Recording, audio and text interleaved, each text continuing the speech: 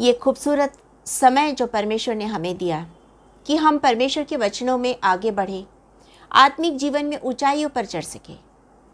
परमेश्वर हमारी ज़िंदगी में एक एक दिन जोड़ता जाता है कि हम अंश अंश करके परमेश्वर की महिमा में बढ़ने पाए। हम परमेश्वर का धन्यवाद देते हैं कि वो हमें आत्मिक जीवन में ऊंचाइयों पे लेके जाता है। सचमुच हमारा परमेश्वर बहुत महान है और उसने हमारे लिए एक खूबसूरत उपाय किया, प्रभु यीशु मसीह का। जब हम पाप के दलदल में फंसे हुए थे, मर रहे थे, नाश हो रहे थे, नरक की ओर बढ़ रहे थे, ऐसे समय में हमारा प्रभु हमारे लिए इस संसार में आया, मेरे लिए और आपके लिए, कि हम सब उसके साथ चले, उसके पास जाकर अपने पापों के लिए, गुनाहों के लिए माफ़ी मांगे और उसके साथ साथ चलते हुए उस स्वर्गीय स्थान में पहुंच सके जो उसने हमारे लिए रखा है। जो जगह वो हमारे लिए तैयार कर रहा है, वहाँ पर हम उसके साथ रह सके। है ना कितनी अच्छी बात। तो क्या आप तैयार हैं उस गंतव्य स्थान में जाने के लिए जहाँ प्रभु हमें लेके जाना चाहता है? क्योंकि यदि आपको ये मालूम नहीं कि आप कहाँ जा रहे हैं तो सचमुच बहुत बुरी बात है। हमें मालूम होना चाहिए कि हम किस ओर जा रहे हैं, हमारा रास्ता हमें कहाँ लेके जा रहा है, नरक की ओर लेके जा रहा है या स्वर्गीय स्थानों की ओर लेके जा रहा है, ये हमें मालूम होना चाहिए। अगर ये चीज़ हमें मालूम नहीं है तो आज की शाम, इस समय जब हम स्तुति कर रहे हैं, जब हमने आराधना की है, जब हम प्रार्थना के साथ परमेश्वर के पास आए हैं कि उसके वचन से कुछ सीख सके, तो अपने जीवन को जांचिए कि आपका रास्ता कौन सा है, वो कहाँ लेके जा रहा है। हर एक को, हर एक मसीही को उसका गंतव्य स्थान मालूम होना चाहिए, उसकी डेस्टिनेशन उसे पता होनी चाहिए कि वो किस ओर जा रहा है। कहीं ऐसा ना हो कि हम मर के नाश हो जाए और यीशु मसीह का लहू व्यर्थ हो जाए।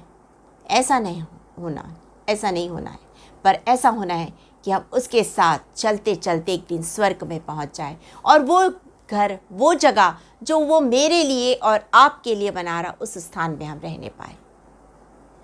क्योंकि परमेश्वर कभी भी नहीं चाहता कि कोई भी आत्मा नाश हो, वो चाहता है कि हर एक मनुष्य बचे। तभी तो वो कहता है कि परमेश्वर ने जगत से ऐसा प्रेम रखा कि उसने अपना इकलौता पुत्र दे दिया।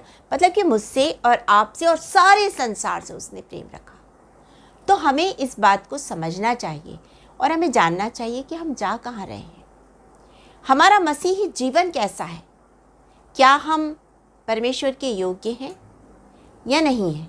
यदि नहीं है तो आज हमें उसके योग्य बनना है, जैसा वो चाहता है वैसे हमें होना है। तो आज जब हम वचन में मनन करें, उससे पहले अपनी आँखों को बंद करेंगे और प्रार्थना करेंगे और परमेश्वर से पवित्र आत्मा की सामर्थ्य को मांगेंगे, ताकि जो वचन आज वो मुझे और आपको दे रहा है वो हमारे दिल के अंदर तक पहुंच सके और हम आत्मिक जीवन में ऊपर बढ़ सके। जहां वो लेके जाना चाहता उस स्थान में हम पहुंच सके, जो घर वो हमारे लिए बना कर रख रहा है उसमें हम रह सके और एक साथ मिल कर के आराधना, स्तुति, प्रशंसा और बड़ाई करें, परमेश्वर को ऊंचे सिंहासन पर देख सके, स्वर्गदूतों के साथ हालेलुया के गीतों को गा सके। एक ऐसा खूबसूरत समय प्रभु जो हमें देने जा रहा है, उसके लिए अपने आप को तैयार कर सके। अपनी आंखों को बंद करेंगे।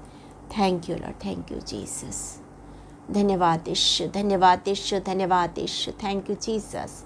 Hallelujah, hallelujah, hallelujah, hallelujah. राजाओं के राजा, महाराजाधिराज परमेश्वर, आपका धन्यवाद, धन्यवाद, धन्यवाद करते हैं। Thank you Jesus, thank you Lord. दिल से आराधना करूं मैं इस जुबां से, नाम तेरा ही लूं मैं पूरे दिल से। आराधना करूं मैं इस जुबां से, नाम तेरा ही लूं मैं। करता हूँ तेरा शुक्रिया मैं प्रभु, करता हूँ तेरा शुक्रिया मैं। सचमुच महान परमेश्वर, आपका हम शुक्रिया करते हैं खुदा, आपका हम धन्यवाद करते हैं। थैंकफुल लॉर्ड, थैंकफुल कर। धन्यवाद, धन्यवाद, धन्यवाद सारी आशीषों को देने वाले दाता, सर्वशक्तिमान पिता।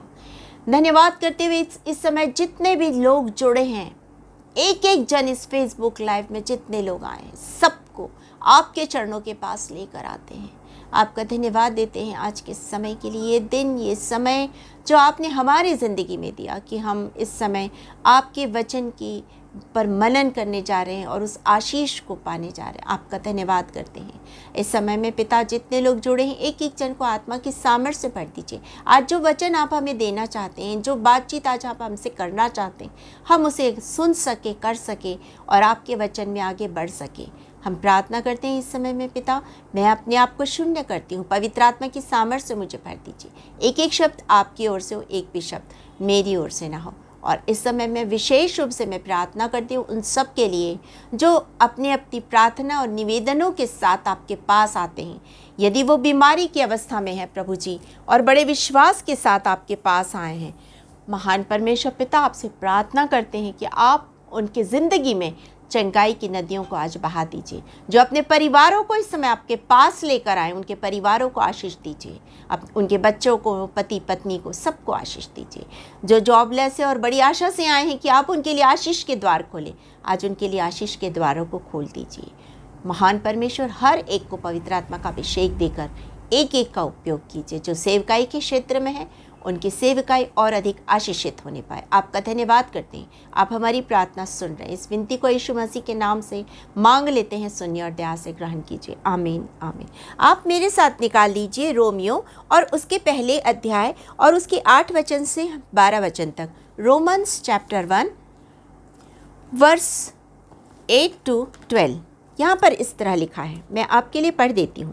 पहले मैं तुम सबके लिए यीशु मसीह के द्वारा अपने परमेश्वर का धन्यवाद करता हूँ, क्योंकि तुम्हारे विश्वास की चर्चा सारे जगत में हो रही है।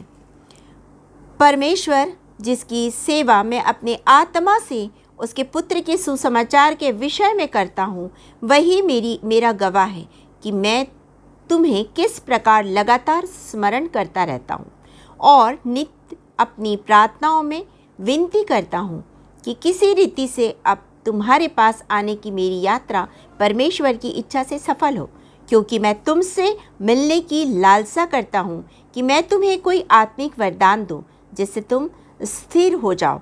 अर्थात यह कि जब मैं तुम्हारे बीच में हूँ तो हम उस विश्वास के द्वारा जो मुझ में और तुम में है एक दूसरे से प्रोत्साहन पाए। परमेश्वर अपने वचन के पढ़े और सुने जाने पर आशीष दे। तो जब हम इसे पढ़ते हैं तो हम एक मसीही जीवन को देखने पाते हैं। इसमें एक मसीही का जीवन कैसा होना चाहिए वो लिखा है। मैं और आप जिस दिन प्रभु यीशु मसीह को अपना उद्धारकर्ता ग्रहण कर लेते हैं, उसी दिन से हमारा जीवन बदल जाता है। जब आप पौलुस को, जिसने इस पत्री को लिखा है, जब आप उस पौलुस के बारे में देखेंगे तो आप पाएंगे प्रेरितों के काम और उसके 9 अध्याय को जब आप देखेंगे, आप उसमें पाएंगे पहले वचन से लेकर 15 वचन तक। पहले के वचनों में लिखा है कि वो दमिश्क की ओर जा रहा है। क्यों जा रहा है? वो उन लोगों को पकड़ने के लिए जा रहा है जो प्रभु यीशु मसीह के पीछे चल रहे हैं, जो यीशु मसीह को फॉलो कर रहे हैं, उसके फॉलोअर्स को, उन लोगों को वो पकड़ने के लिए जा रहा है। क्यों? क्योंकि पौलुस जो है, शाऊल, वो जो है वो यहूदी मत को इतनी गहराई से मानता है कि वो कतई बर्दाश्त नहीं कर सकता कि लोग मसीह के पीछे चले जाएं। वो सोचता है कि बस हमें मसाया का इंतज़ार करना है। ये यीशु मसीह नहीं आया है और वो नहीं चाहता है कि लोग यीशु मसीह के पीछे जाएं, इसलिए उनको प्रताड़ित कर रहा है, उनके जीवन में वो सताव ला रहा है कि वो उस मार्ग से फिर जाएं और वापस यहूदी मत में चलने पाए। लेकिन ये प्रभु की इच्छा नहीं है पौलुस के जीवन के लिए। पौलुस को परमेश्वर ने चुना है अपने कामों के लिए। वचन में लिखा है, जब आप 15 वचन को पढ़ेंगे तो आप उससे पाएंगे कि वो परमेश्वर का वो चुना हुआ पात्र है जिसे राजाओं के बीच, हाकिमों के बीच, अधिकारियों के बीच वचन को लेकर खड़े होना है। आप बहुत से लोग इस समय जो जुड़े हैं वो सेवकाई करते हैं। मैं सेवकाई करती हूँ, आप सेवकाई करते हैं। मेरी मिनिस्ट्री है जीसस, मेरी अपनी जो मिनिस्ट्री है वो गॉड्स लव है। आपकी भी जीसस के प्रति एक मिनिस्ट्री है, एक सेवकाई है। जो कार्य आप कर रहे हैं ज़रूरी नहीं कि उस कार्य को मैं करूं, या जिस काम को मैं कर रही हूं ज़रूरी नहीं कि आप उस कार्य को करें, क्योंकि हर एक को परमेश्वर ने अलग अलग योजनाओं के लिए रखा है कि हम उसके कामों को करें। और इसीलिए जब उसने पौलुस को चुना तो पौलुस के लिए भी एक योजना थी। पतरस, अंद्रियास, याकूब, यूहन्ना या मत्ती, हल्फे का पुत्र, और फिलिपुस और नथानियल, ये सारे के सारे लोग उन कामों को नहीं कर सकते थे जिस काम को पौलुस कर सकता था। तो हर एक के लिए परमेश्वर की एक योजना है, और उस योजना को जानने के लिए पहले मसीह के पास आना होगा, मसीह को, यीशु मसीह को अपना उद्धारकर्ता ग्रहण करना होगा, अपना जीवन उसे समर्पित करना होगा, और तब उसके पास घुटनों में जाकर उस योजना को जो उसने आपके लिए बनाई है उसे जानना होगा। जब तक आप उसके पास नहीं जाएंगे, उसकी योजनाओं को कैसे जानेंगे? आप नहीं जान पाएंगे। उसकी योजनाओं को जानने पहले उसके पास जाना होगा। मैं पहले नहीं समझ सकती थी कि परमेश्वर की मेरे प्रति क्या योजना है। मैं नहीं जानती थी। मैंने सोचा मुझे सिर्फ संडे स्कूल पढ़ाना है तो मैं सिर्फ संडे स्कूल पढ़ा रही हूँ। जब मैंने जाना कि नहीं, मुझे महिलाओं के बीच में काम करना है तो मैं महिलाओं के बीच में काम करी। जब मुझे पता चला कि मुझे जवानों के बीच में करना है तो मैंने जवानों के बीच में काम किया। फिर मुझे पता चला कि मुझे बाइबल कॉलेज के बच्चों को शिक्षा देनी है तो मैंने उन्हें शिक्षा दी। चूँकि मैंने उसकी पढ़ाई की है, BTH MTH किया है, तो मैं शिक्षा दे सकती हूँ उनको, और मैंने उन्हें शिक्षा दी, वचन की, सिद्धांतों की शिक्षा दी। लेकिन परमेश्वर की योजना और भी बढ़कर है इससे। वो न सिर्फ बच्चों या बहनों या जवानों या पूरे कलीसिया के बीच में, वरन वो चाहता है कि मैं सारे संसार में परमेश्वर के वचन को लेके जाऊं, परमेश्वर के वचन का प्रचार करूं। उसने मुझे इस काम के लिए चुना है। आपके लिए भी उसने एक योजना बनाई है, और आपको भी उसने एक योजना के लिए चुना है। बस हमें उसकी योजना को जानना है। और जब मैंने प्रार्थना की और परमेश्वर के पास लगातार प्रार्थना में बैठी कि परमेश्वर तेरी क्या योजना है, और तब मुझे एक वचन मिला, मुझे एक आवाज मिली मुझे परमेश्वर की कि मैं तुझे एक बड़ी भीड़ के सामने लेके जा रहा हूं। तो फिर यही तो परमेश्वर की इच्छा है कि मैं एक बहुत बड़ी भीड़ के सामने वचन का प्रचार करूं। और मैंने परमेश्वर को धन्यवाद दिया। परमेश्वर की योजना आपके लिए भी इसी प्रकार है। वो आपको भी कहीं ना कहीं लेके जाना चाहता है। घर पे रहते हुए भी आप वचन का प्रचार कर सकते हैं, लेकिन उसके लिए जरूरी है कि मैं और आप पहले मसीह के पास आए, घुटनों में जाए, अपने जीवन का समर्पण करें और उससे पवित्र आत्मा की सामर्थ को मांगे। तभी आपके जिंदगी में कार्य होगा। जैसे मेरी जिंदगी में हुआ, आपकी जिंदगी में भी कार्य होगा। तो यहां पर जब हम पौलुस के जीवन को देखते हैं तो पौलुस को परमेश्वर ने चुना।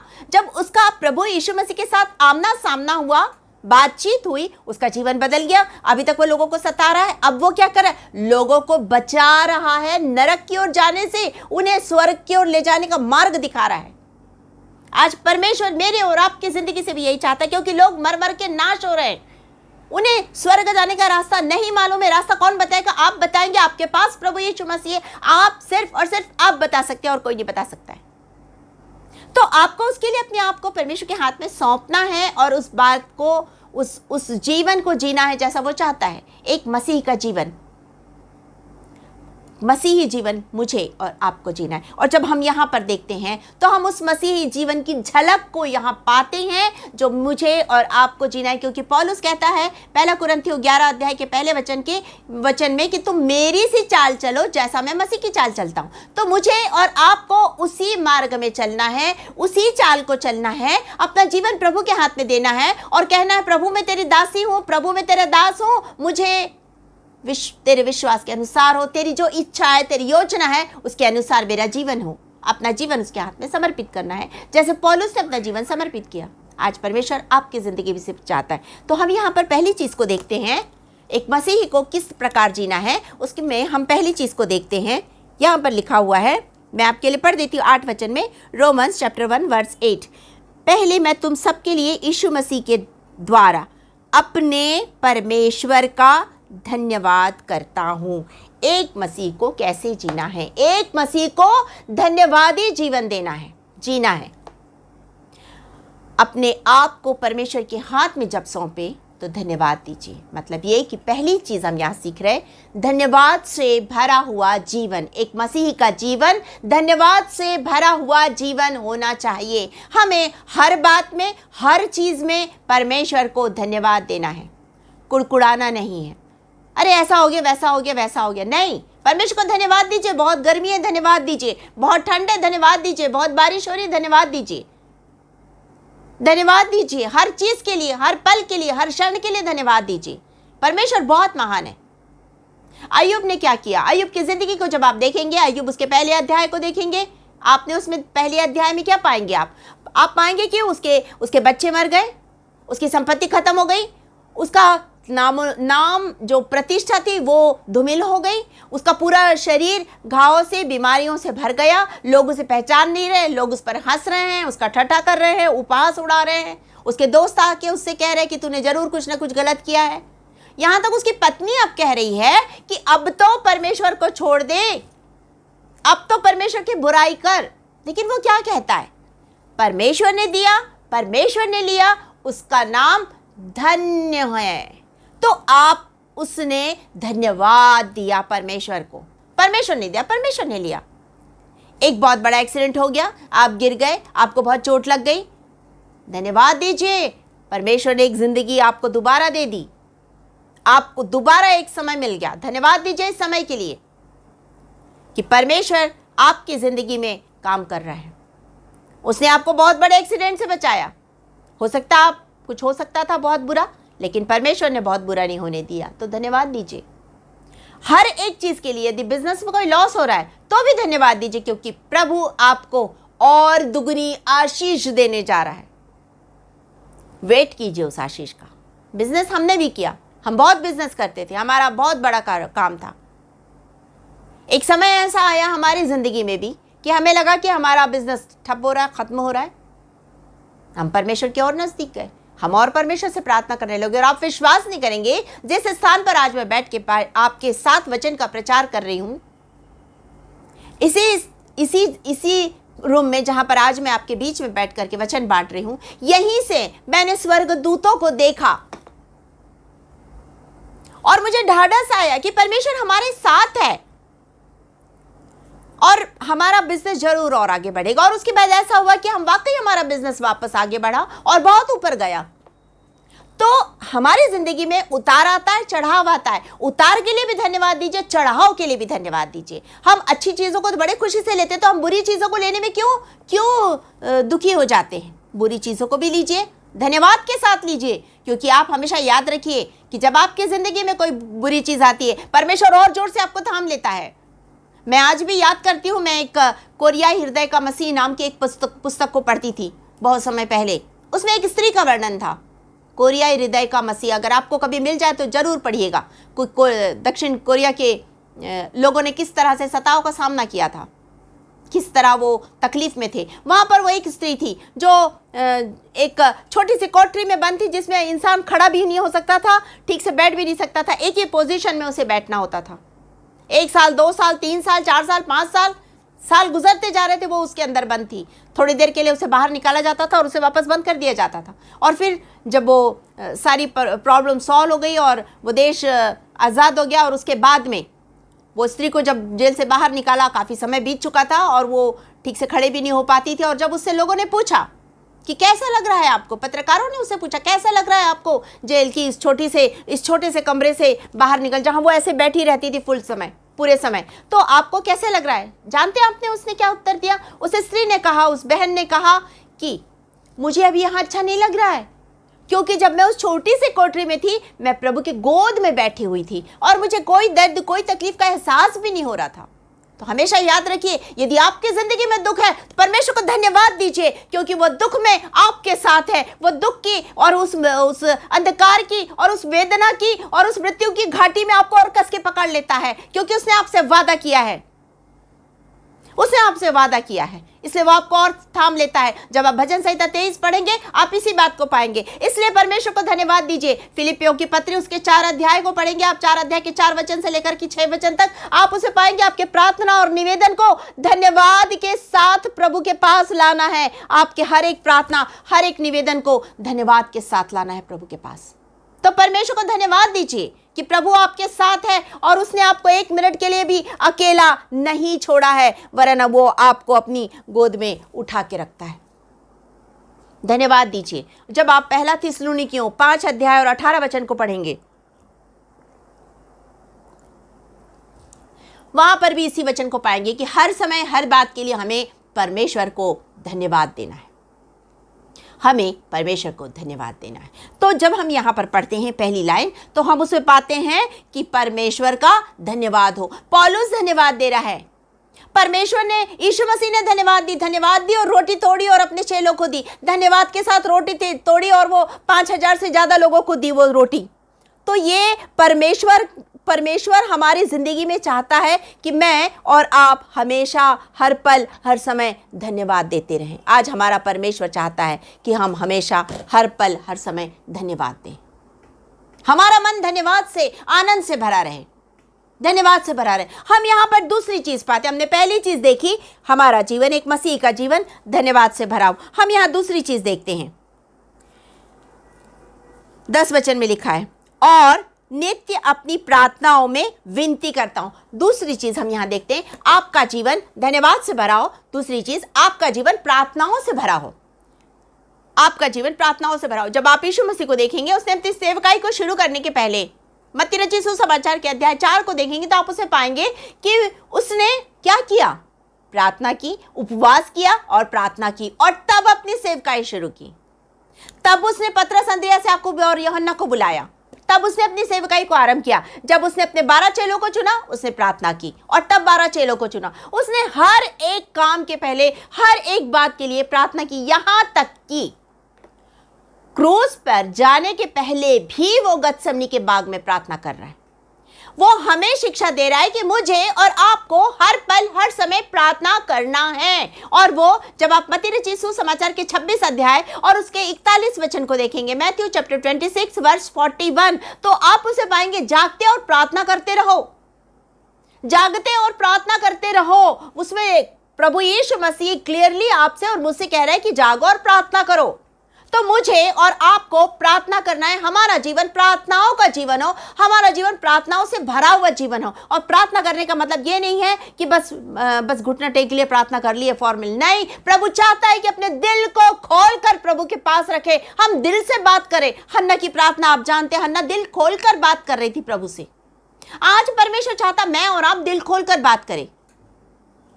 मैं हर वक्त प्रभु से बात करती हूं, मेरी आदत है परमेश्वर से, प्रभु से बात करते रहने की। आज ऐसा हो गया, कल वैसा हो गया, एक दोस्त की तरह, क्योंकि उसने मुझे दोस्त बनाया, उसने आपको भी दोस्त बनाया है। जब आप यूहन्ना रचित सुसमाचार के 15 अध्याय जॉन चैप्टर 15 को पढ़ेंगे, आप उसके जब आप 14 वर्ष से लेकर पढ़ेंगे तो आप पाएंगे, 14-15 वर्ष को पढ़िए, उसमें लिखा हुआ है कि क्या है, हम आपसे मैं तुम्हें दास नहीं कहूंगा, आपसे मैं तुम्हें मित्र कहूंगा। क्यों? क्योंकि दास नहीं जानता है कि स्वामी क्या करता है, लेकिन मित्र जानता है। तो उसने मुझे और आपको मित्र बनाया है कि मैं और आप उससे बातचीत करें, दिल को खोलकर बात करें और उसकी सुने। इन वचनों में हम उसकी सुनते हैं, उसकी सुने। आज परमेश्वर चाहता है कि हम लगातार प्रार्थना में रहें, हमारा जीवन प्रार्थना का जीवन हो। और जब आप जब इसको आगे पढ़ेंगे तो आप इसमें पाएंगे कि किस तरह पौलुस प्रार्थना कर रहा है, किस तरह से उसके चेले प्रार्थना कर रहे हैं। और आपको याद होगा प्रेरितों के काम और उसके 12 अध्याय को जब आप देखेंगे, एक्ट चैप्टर 12 और उसके 5 वर्ष को देखेंगे, आप उसे पाएंगे, पतरस को पकड़ लिया गया, जेल खाने में डाल दिया गया। वहां पर लिखा कलीसिया लौलीन होकर प्रार्थना कर रही है। और जब आप 12 वचन को पढ़ेंगे, उनकी प्रार्थनाओं को उत्तर मिल रहा है। वहां पे क्या हो रहा है, वहां पे वो मरकुस की माता मरियम के घर में सारे लोग जमा हो रहे हैं और जमा होकर एक साथ मिलकर प्रार्थना कर रहे हैं। और जब प्रार्थना कर रहे हैं, पौलुस के जीवन में छुटकारा आ गया। पौलुस उस बंधन से छूट गया, आजाद हो गया। पहरेदार को गहरी नींद आ गई, बंदीगृह के द्वार खुल गए, उसकी बेड़ियां खुल गई, वो बाहर आ गया और आज वो वहां पर उस स्थान में पहुंचा जहां पर प्रार्थना हो रही है उसके लिए, जहां लोग उसके लिए लौलीन होकर प्रार्थना कर रहे हैं। पतरस वहां आकर के बातचीत करा उनके साथ। और जब आप इसी को प्रेरितों के काम एक्ट चैप्टर 16 को देखेंगे वर्स 25 से, तो आप उसे पाएंगे, पौलुस और सिलास बंदीगृह में क्या करे, बंदीगृह में वो प्रार्थना कर रहे हैं, वो भजन गा रहे हैं, वो आराधना कर रहे हैं, वो स्तुति कर रहे हैं, वो प्रशंसा कर रहे हैं, वो। और वहां क्या हुआ, भूडोल हो गया। और एक वहां पर भी चमत्कार हो गया, वहां पर भी चमत्कार हो गया कि वहां पर जेल का जो सरदार था, उसने प्रभु यीशु मसीह को उद्धारकर्ता ग्रहण कर लिया अपने घराने सहित। तो आपकी प्रार्थनाएं लोगों के जीवन को बदलती है। हमेशा याद रखिए, आप जिसके लिए प्रार्थना करेंगे उसके जीवन में निश्चित रूप से जिस बात के लिए आप प्रार्थना करें वो प्रार्थना होगी, वो पूरी होगी। वो प्रार्थना उसके जीवन में, आप प्रार्थना तो कीजिए उसके लिए, आप प्रार्थना कीजिए उसके लिए।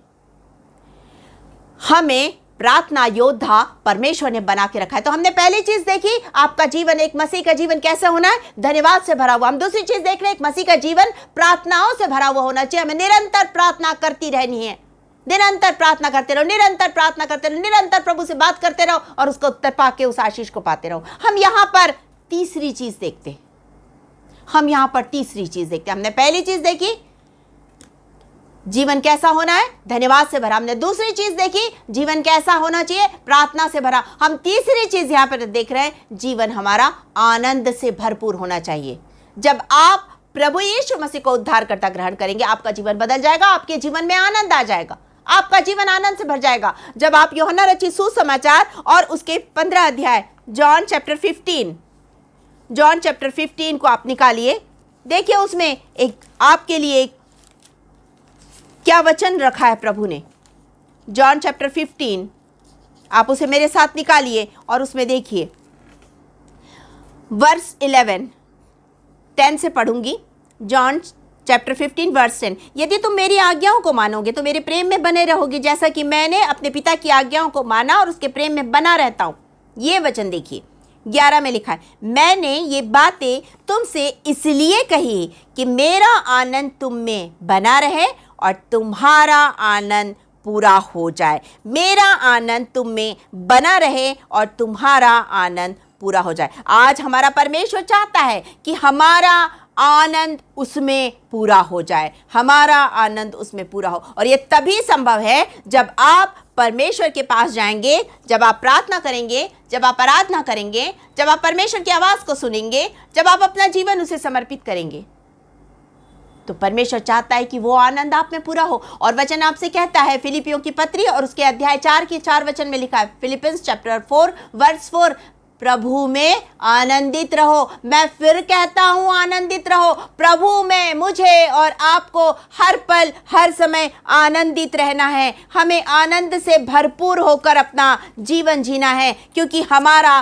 परमेश्वर हमारी जिंदगी से यही चाहता है कि हमारा जीवन आनंद से भरा हुआ जीवन हो, हमारा जीवन प्रार्थना का जीवन हो, हमारा जीवन परमेश्वर के प्रति धन्यवादित जीवन हो। पहला थिस्सलुनीकियों, फर्स्ट थिस्सलुनीकी चैप्टर 5 और उसके वर्स 16 में लिखा हुआ है, सदा आनंदित रहो, सदा आनंदित रहो। 17 में लिखा है निरंतर प्रार्थना में लगे रहो, और 18 में लिखा है हर बात में धन्यवाद करो। क्यों? ये सारी चीजें जो अभी हमने तीनों पॉइंट देखे, ये हमें क्यों करना है? क्योंकि यहां पर उसका उत्तर भी लिखा है, क्योंकि तुम्हारे लिए मसीह यीशु में परमेश्वर की यही इच्छा है। यदि आप मसीही जीवन जी रहे हैं तो परमेश्वर की ये इच्छा आपको मालूम होनी चाहिए कि परमेश्वर की क्या इच्छा है। परमेश्वर की इच्छा हर बात के लिए धन्यवाद दो। परमेश्वर की इच्छा हमेशा आनंदित रहो।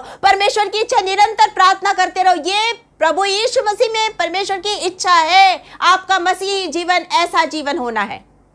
हम यहाँ पर चौथी बात को देखेंगे। हमने 3 बातों को देखा, हम यहाँ चौथी बात देखेंगे। एक मसीही जीवन फलदायी जीवन होना चाहिए। एक मसीह का जीवन फलदायी जीवन होना चाहिए। जब आप जॉन चैप्टर 15 वर्स 16 को पढ़ेंगे, यूहन्ना उसके 15 अध्याय 16 वचन, तो उसमें लिखा है, तुमने मुझे नहीं चुना परंतु मैंने तुम्हें चुना और ठहराया ताकि तुम फल लेकर आओ। तो मुझे और आपको फल लाना है। फल लाने वाला हमारा जीवन होना चाहिए। यदि हमारा जीवन फलदायी नहीं है तो हम मसीही जीवन नहीं जी रहे हैं। एक मसीही का जीवन फल देने वाला जीवन है, फलदायी जीवन होना चाहिए। जब आप मत्ती रचित सुसमाचार और उसके 21 अध्याय को देखेंगे, मैथ्यू चैप्टर 21 और वर्स 19, मैं आपके लिए उसे पढ़ देती हूँ। मत्ती रचित सुसमाचार 21 अध्याय और उसके 19 वचन को। मत्ती रचित सुसमाचार 21 अध्याय 19 वचन, यहाँ पर लिखा है, सड़क के किनारे अंजीर का एक पेड़ देखकर वह उसके पास गया और पत्तों को छोड़ उसमें और कुछ ना पाकर उससे कहा, अब से तुझ में फिर कभी फल ना लगे। हमारा प्रभु निरंतर हमें देखता है कि हमारा जीवन कैसा है। क्या मेरा जीवन, आपका जीवन फलदायी जीवन है? यदि हमारी जिंदगी में फल है तो हम आशीषित हैं, हम दूसरों के लिए आशीषित है, और हमारा प्रभु हमसे प्रसन्न है कि हमारा परमेश्वर प्रसन्न है कि मेरे बच्चे फल लेकर आ रहे हैं। लेकिन यदि आपके जीवन में फल नहीं है, फलहीन है, तो वचन कहता है कुल्हाड़ा पेड़ की जड़ पर रखा हुआ है। याद रखिएगा, कुल्हाड़ा पेड़ की जड़ पर रखा हुआ है। यदि आपका जीवन फलहीन है तो किस दिन आपको काट दिया जाएगा, आपका यह जीवन समझ में भी नहीं आएगा आपको। आपका जीवन हमेशा फल लाने वाला जीवन होना है, फलदायी वृक्ष बनना है आपको, न कि फलहीन जीवन के लिए लिखा है कि आज अब से तुझ में कोई फल नहीं लगेगा, लेकिन फलदायी और अधिक आशीषित होता है। परमेश्वर और अधिक उसमें आशीष देता है। जब आप मत्ती रचित सुसमाचार और उसके 25 अध्याय मैथ्यू चैप्टर 25 को देखेंगे, मैथ्यू चैप्टर 25, मैं आपके लिए उसे निकाल देती हूँ, मैथ्यू चैप्टर 25, और जब आप उसमें एक फलदायी जीवन और एक फलहीन जीवन को देखने पाएंगे कि किस तरह परमेश्वर ने फलदायी जीवन को आशीष दी और किस तरह फलहीन जीवन के लिए ये आशीष नहीं थी। मैं आपको उसे पढ़ देती हूँ, वर्स 19, मैथ्यू चैप्टर 25 वर्स 19। बहुत दिनों के बाद उन दासों का स्वामी आकर उनसे लेखा लेने लगा। जिसको 5 तोड़े मिले थे उसने 5 तोड़े और लाकर कहा, हे स्वामी, तूने मुझे 5 तोड़े सौंपे थे, देख मैंने 5 तोड़े और कमाए। उसके स्वामी ने उससे कहा, देखिए ये कितनी बड़ी आशीष है जो फलदायी जीवन जीते हैं उनके लिए। धन्य हे अच्छे और विश्वास योग्य दास, तू थोड़े में विश्वास योग्य रहा, मैं तुझे बहुत वस्तुओं का अधिकारी बनाऊंगा। आप दूसरे को देखिए, 22 वचन। और जिसको 2 तोड़े मिले थे उसने भी आकर कहा, स्वामी तुमने मुझे 2 तोड़े सौंपे थे, देख मैंने 2 तोड़े और कमाए। उसके लिए भी ये आशीष है यहाँ पर रखी हुई, धन्य है अच्छे और विश्वास योग्य दास, तू थोड़े में विश्वास योग्य रहा, मैं तुझे बहुत वस्तुओं का अधिकारी बनाऊंगा। लेकिन अब आगे देखिए 24 वचन में जिसे 1 तोड़ा मिला उसने कुछ नहीं किया, जब उसने कुछ नहीं किया तो आप 26 वचन में देखिए क्या लिखा है। उसके स्वामी ने उसे उत्तर दिया, हे दुष्ट और आलसी दास, जब तू यह जानता था कि जहां मैंने नहीं बोया वहां से काटता हूं और जहां मैंने नहीं छांटा वहां से बटोरता हूं, तो तुझे चाहिए था कि मेरा रुपया सराफों को दे देता, तब मैं आकर अपना धन ब्याज समेत ले लेता। लेकिन अभी उसके लिए देखिए क्या लिखा है, 30 वचन। और इस निकम्मे दास को बाहर के अंधेरे में डाल दो, जहां रोना और दांत पीसना होगा, अर्थात नरक। यदि आपको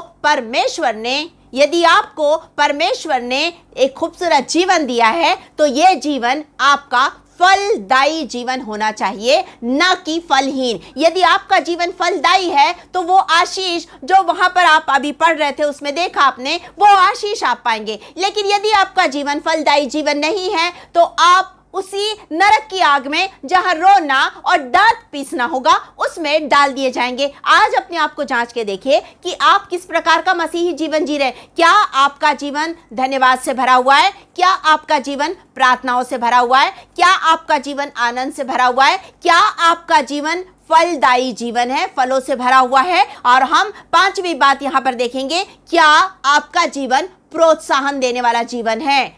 मतलब 5वां जो पॉइंट हम देख रहे हैं वो है प्रोत्साहन से भरा हुआ। जब आप इसके 12 वचन को देखेंगे, रोमन्स चैप्टर 1 वर्स 12, यहाँ पे लिखा है, अर्थात वह कि जब मैं तुम्हारे बीच में हूं तो हम उस विश्वास के द्वारा जो मुझ में और तुम में है एक दूसरे से प्रोत्साहन पाए। हमारा जीवन दूसरों को एनकरेज करने वाला होना चाहिए, डोमिनेट करने वाला नहीं, परंतु इनकरेज करने वाला होना चाहिए, उठाने वाला होना चाहिए। वचन कहता है प्रभु में एक दूसरे को उठाओ, प्रार्थना में एक दूसरे को उठाओ, बार बार पौलुस कहता है। लेकिन क्या करता है एक मसीही जीवन कैसा होना चाहिए? वो चाहते हैं, हमारा परमेश्वर चाहता है कि हम एक दूसरे को प्रार्थना में उठाए, ना कि हम उन्हें गिराए। लेकिन बहुत से लोग आज ऐसे हैं संसार में, यदि कोई बढ़ता है, वचन में बढ़ रहा है, वचन का प्रचार कर रहा है, तो लोग उसको गिराने की तैयारी कर लेते हैं, लोग उसे गिराना चाहते हैं। अगर आप मेरे जिंदगी में देखेंगे तो मेरी जिंदगी में ऐसे बहुत से लोग आए जो मुझे गिराना चाहते हैं। वो नहीं चाहते कि मैं प्रभु में बढ़ूं, वो नहीं चाहते कि मैं वचन का प्रचार करूं। लेकिन याद रखिएगा, प्रभु जिसके साथ है वो उसे ऊपर उठाता है, ना कि नीचे गिरने देगा।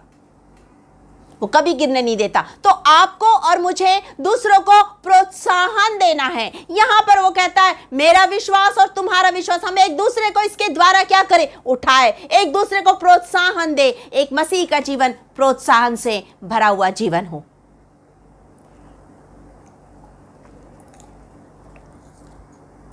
एक मसीह का जीवन प्रोत्साहन से भरा हुआ जीवन। जब हमारा जीवन प्रोत्साहन से भरा हुआ जीवन होगा, तब हम उस आशीष को पाएंगे जो आशीष परमेश्वर ने आपके और मेरे लिए रखी है। उसने मुझे और आपको आशीष का वारिस बनाया है।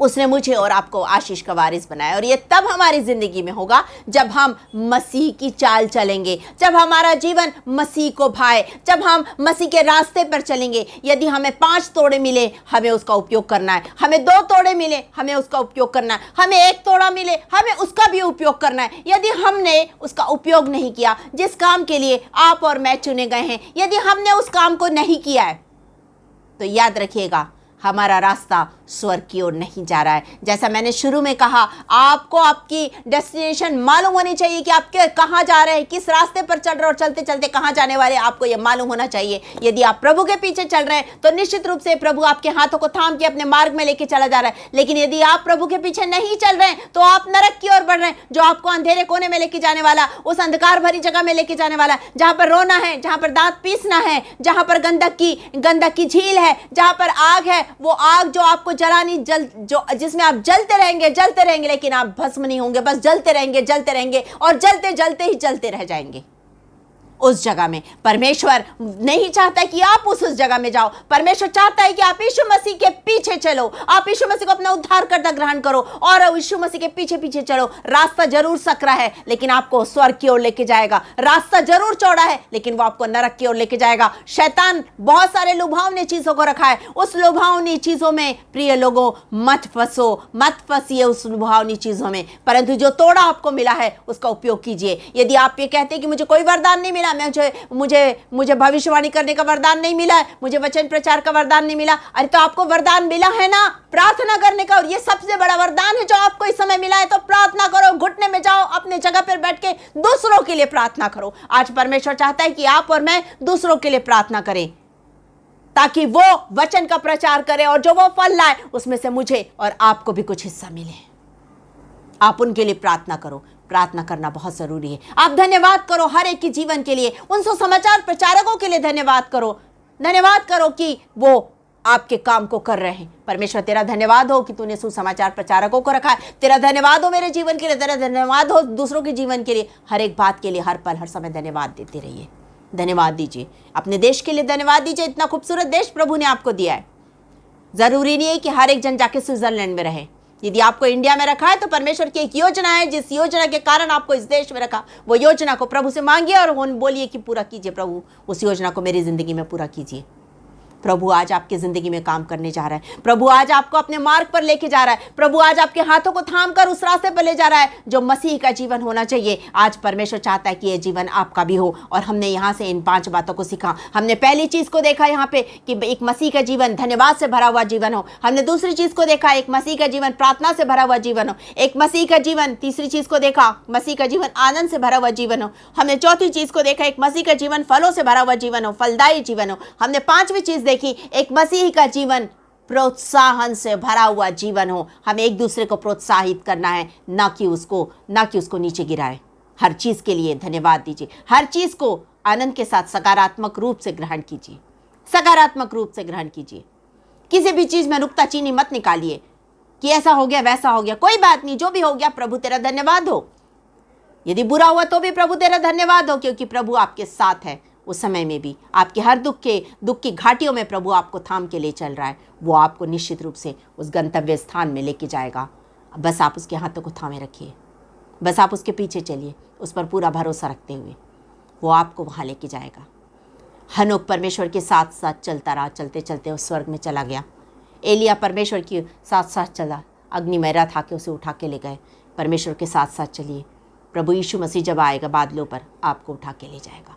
आप यहाँ नहीं छूटेंगे, आप यहाँ नहीं छूटेंगे। बस परमेश्वर के हाथ को, यीशु मसीह के हाथ को थाम के रखिए, थाम के रखिए, उस पर पूरा विश्वास रखिए। वो आपको अपने साथ स्वर्ग में लेके जाने वाला है। वो आ रहा है आपको लेने के लिए। तैयार हो जाइए, अपना डेस्टिनेशन जानिए कि मुझे प्रभु के साथ बादलों पर जाना है। थैंक यू जीसस, धन्यवाद हो प्रभु। अपनी आंखों को बंद करेंगे इस समय और हम प्रार्थना करेंगे परमेश्वर से। जितने भी प्रार्थना निवेदन हैं हम इस समय प्रभु के पास रखते हैं। यदि आप बीमार हैं, प्रभु आज आपकी ज़िंदगी में कार्य कर रहा है, आपको आपकी ज़िंदगी में चंगाई की नदियों को बहाने जा रहा है। अपने आप को तैयार कर लीजिए। यदि आप किसी प्रकार की परेशानी में, कर्ज के बोझ के नीचे दबे, प्रभु आज आपके बोझ को उतार रहा है। उसके हाथों में अपने बोझ को दे दीजिए, क्योंकि उसने कहा है बोझ से थके और दबे लोगों मेरे पास आओ। वो आपको बुला रहा है, उसके पास आ जाइए, उसके पास आ जाइए, वो आपको बुला रहा है। यदि आप किसी और प्रकार की परेशानी में हैं, प्रभु आपकी परेशानियों को दूर कर रहा है। यदि आप बेरोजगार हैं, प्रभु निश्चित रूप से आज आशीष के द्वार खोल रहा है। यदि आप अपने परिवार, अपने पति, अपने पत्नी, अपने बच्चों के लिए प्रार्थना कराना चाहते हैं, तो प्रभु आपकी प्रार्थना सुन रहा है। आज आपको, आपके घराने को आशीष दे रहा है। आप सेवकाई में हैं, निश्चित रूप से प्रभु आपकी ज़िंदगी में आज अद्भुत कार्य करने जा रहा है, अद्भुत कार्य करने जा रहा है। अपने आप को उसके हाथ में सौंप दीजिए और कहिए, प्रभु तेरी मर्जी, तेरी इच्छा मेरी ज़िंदगी में पूरी हो। आज प्रभु आपको बुला रहा है, उसके पास आ जाइए। उसने अपनी बाहों को आपके लिए फैलाया है और वो आपको बुला रहा है। Thank you lord, thank you Jesus, धन्यवाद यीशु। सुनो आज तुमसे कोई कह रहा है, चले आओ तुम जो गुनाह में दबे हो, उतारूंगा कांधे से मैं बोझ सारा, तुम्हें दूंगा आराम, तुम जो थके हो। सुनो आज तुमसे कोई कह रहा है, वो आपसे कह रहा है मेरे पास आ जाओ। बोझ से थके लोगों मेरे पास आ जाओ, कर्ज के नीचे दबे लोगों मेरे पास आ जाओ, बीमारियों के कारण निराश लोगों मेरे पास आ जाओ, बेरोजगार लोगों मेरे पास आ जाओ, सेवकाई में करने वाले लोगों मेरे पास आ जाओ। आज मैं तुम्हें आशीष दूंगा। आज मैं तुम्हारे जीवन में अद्भुत कार्य करने जा रहा हूँ। आज मैं तुम्हारी जिंदगी में चंगाई की नदियों को बहा रहा हूँ। आज मैं तुम्हारे लिए आशीष के द्वारों को खोल रहा हूँ। आज मैं तुम्हें और आत्मा की सामर्थ्य से भरकर उपयोग करने जा रहा हूँ। धन्यवाद, धन्यवाद, धन्यवाद। सारी आशीषों को देने वाले दाता सर्वशक्तिमान पिता, आपका धन्यवाद, धन्यवाद, धन्यवाद करते इस समय फेसबुक लाइव में जुड़े जितने भी लोग हैं उन सब के लिए धन्यवाद देते और एक एक जन के लिए आशीष और कल्याण को मांगते हैं। महान परमेश्वर पिता, धन्यवाद, धन्यवाद, धन्यवाद करते हैं। राजाओं के राजा, धन्यवाद करते हैं जीसस अनॉइंटिंग वर्शिप बैंड के लिए, और धन्यवाद देते हैं पिता उससे जुड़े हर एक जन के लिए, सारी टीम के लिए आपका धन्यवाद करते हैं। धन्यवाद देती हूँ पिता, जब मैंने अपने आप को शून्य किया, आपने मुझे आत्मा की सामर्थ्य से भरकर मेरा उपयोग क्या। एक एक शब्द आपकी ओर से था, एक भी शब्द मेरी ओर से नहीं था। आपका धन्यवाद, धन्यवाद, धन्यवाद करते हैं। धन्यवाद देते हैं प्रभु जी, और हम प्रार्थना करते हैं पिता कि आज का ये वचन हम सबके हृदय में कार्य करे, कि हमारा जीवन आपको भाए, हम आपकी महिमा अपने जीवन से हमेशा करने पाए। धन्यवाद करते हैं प्रभु कि आप हमारी प्रार्थनाओं को सुन रहे हैं। मार्गदर्शन कीजिए पिता, हमारे हाथों को थाम के उस स्वर्गीय मार्ग पर लेके जाइए, कि हम भी आपके साथ चलते चलते स्वर्ग में पहुंच सके और उस घर में रह सके जो प्रभु हमारे लिए तैयार कर रहा है। धन्यवाद, धन्यवाद, धन्यवाद, धन्यवाद करते हैं। सारी आदर महिमा आपको देते हैं, और ये प्रार्थना हम अपने उद्धारकर्ता प्यारे प्रभु यीशु मसीह के नाम में होकर मांग लेते हैं। दया करके सुनिए, कृपा से ग्रहण कीजिए। आमीन।